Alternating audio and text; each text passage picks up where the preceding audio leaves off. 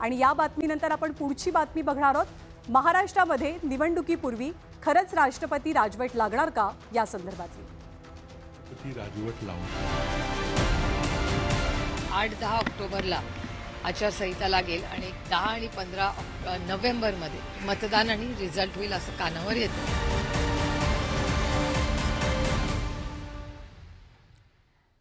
तर विधानसभा निवडणुकीपूर्वी म्हणजे पुढच्याच काही महिन्यात महाराष्ट्रात राष्ट्रपती राजवट लागणार का हा प्रश्न उपस्थित होण्यामागचं कारण ठरलंय महाराष्ट्रातल्या एका ज्येष्ठ नेत्याचं विधान। हे विधान केले राजकारणातले संयमी आणि अभ्यासू नेते आणि महाराष्ट्राचे माजी मुख्यमंत्री पृथ्वीराज चव्हाणांनी। सर्वात आधी आपण पाहूया की पृथ्वीराज चव्हाण या संदर्भात काय म्हणाले। आणि जर हरियाणा आणि महाराष्ट्रामध्ये भाजप सरकारचा पराभव झाला, दोन्ही ठिकाणी आज भाजपची राज्य सरकारे कार्यरत आहेत, तिथं जर पराभव झाला तर मग त्याचे थेट परिणाम लोकसभेच्या स्थैर्यावर होतील। राज्यामध्ये भाजपा विरोधी लाट आहे, देशामध्ये भाजपा विरोधी लाट आहे, याचा परिणाम कदाचित समर्थन देणाऱ्या पक्षांच्यावर होईल, चंद्रबाबू नायडू आणि नितीश कुमार, आणि सरकारला धोका निर्माण होईल। ज्याप्रमाणे अटल बिहारी वाजपेयी यांचं सरकार 13 महिन्यात गडगडलं होतं, त्याची पुनरावृत्ती होऊ शकते। आणि ते टाळण्याकरता मग आणखी काही उपाययोजना करता येतील का? त्यातली एक उपाययोजना आहे राष्ट्रपती राजवट लावणं। तर पृथ्वीराज चव्हाणांच्या विधानाला पार्श्वभूमी आहे राज्यातल्या निवडणुका लांबल्याची चर्चा असण्याची। महाराष्ट्रात विधानसभेची मुदत 26 नोव्हेंबरला संपते। नियमाप्रमाणे विधानसभेची मुदत संपण्याआधी किंवा त्या तारखेच्या दुसऱ्या दिवशी नवीन विधानसभा अस्तित्वात येणं गरजेचं असतं। 2019चा विचार केला तर 2019 साली महाराष्ट्रात 21 ऑक्टोबरला मतदान पार पडलेलं, तर 24 ऑक्टोबरला मतमोजणी झालेली, निकाल लागलेला। 2019 साली राष्ट्रपती राजवटीनंतर 28 नोव्हेंबरला उद्धव ठाकरेंनी मुख्यमंत्री पदाची शपथ घेतली होती। त्यामुळे यंदा सुद्धा 21 ते 26 ऑक्टोबर दरम्यान मतदान होईल असा अंदाज व्यक्त होत होता। पण निवडणुका अजून तरी जाहीर न झाल्यामुळे वेगवेगळ्या चर्चा रंगू लागलेल्या आहेत। या सगळ्या गोष्टींचा विचार करता केवळ पृथ्वीराज चव्हाणच नाही तर विधिमंडळाचे माजी प्रधान सचिव असलेल्या अनंत कळसे हे सुद्धा राष्ट्रपती राजवटीची शक्यता व्यक्त करू लागले।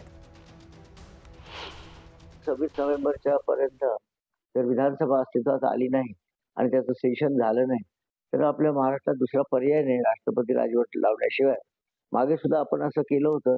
8 मला वाटतं नोव्हेंबर 19ला त्या 24 नोव्हेंबर 19 पर्यंत आपण काहीतरी राष्ट्रपती राजवट लावली होती। I am subject to correction. पण मागे मग शपथविधी वगैरे होऊन तो राष्ट्रपती राजवट उठवण्यात आली। आपल्या सर्वांना तो इतिहास माहिती आहे सगळ्यांना।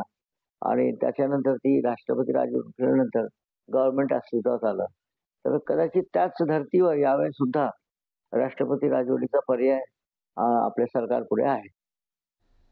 तर पृथ्वीराज चव्हाण राज्याच्या राजकारणातलं एक अभ्यासू व्यक्तिमत्व मानलं जातं। पंतप्रधान कार्यालयात काम करण्याचा अनुभव त्यांच्याकडे आहे। ते राज्याचे माजी मुख्यमंत्री राहिलेत। त्याचमुळे चव्हाणांच्या विधानाला राज्याच्या मुख्यमंत्र्यांनी थेट नाकारणं किंवा स्वीकारणं टाळल्याचं दिसलं।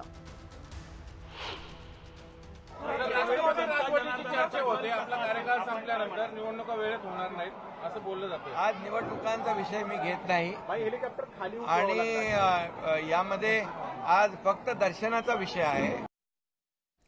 तर एकीकडे पृथ्वीराज चव्हाण राष्ट्रपती राजवटीची शक्यता व्यक्त करतायत तर दुसरीकडे मुख्यमंत्री थेट भाष्य करायचं टाळतायत। तर शरदचंद्र पवार पक्षाचे खासदार सुप्रिया सुळेंनी महाराष्ट्रात मतदान कधी होणार, निकाल कधी लागणार याचं वेळापत्रकच सांगून टाकलंय।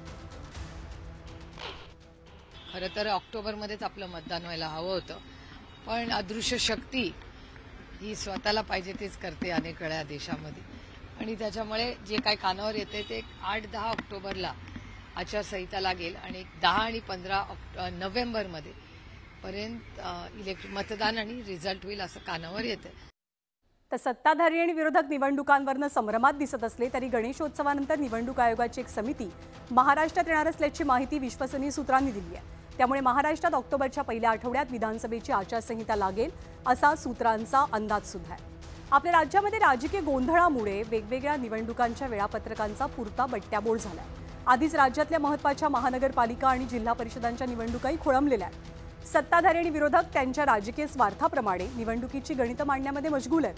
पण निवडणुकांसंदर्भात प्रत्येक सरकारला संविधानाच्या चौकटीमध्ये राहणं आणि त्या नियमांचं पालन करणं बंधनकारक असतं। जर महाराष्ट्रामध्ये राष्ट्रपती राजवटीचा निर्णय झाला तर तो अर्थातच महायुती आणि खास करून भाजपसाठी मोठा फटका देणारा असेल। त्याची जाणीव किंवा त्याचा अंदाज अर्थातच भाजपच्या केंद्रीय आणि राज्य नेतृत्वाला सुद्धा आहे. त्यामुळे राष्ट्रपती राजवटीची रिस्क सध्या तरी कुणी घेणार नाही असंच मत व्यक्त होत आहे. त्यामुळे महाराष्ट्रात राष्ट्रपती राजवट न लागता निवडणुका वेळेत होतील हे नक्की.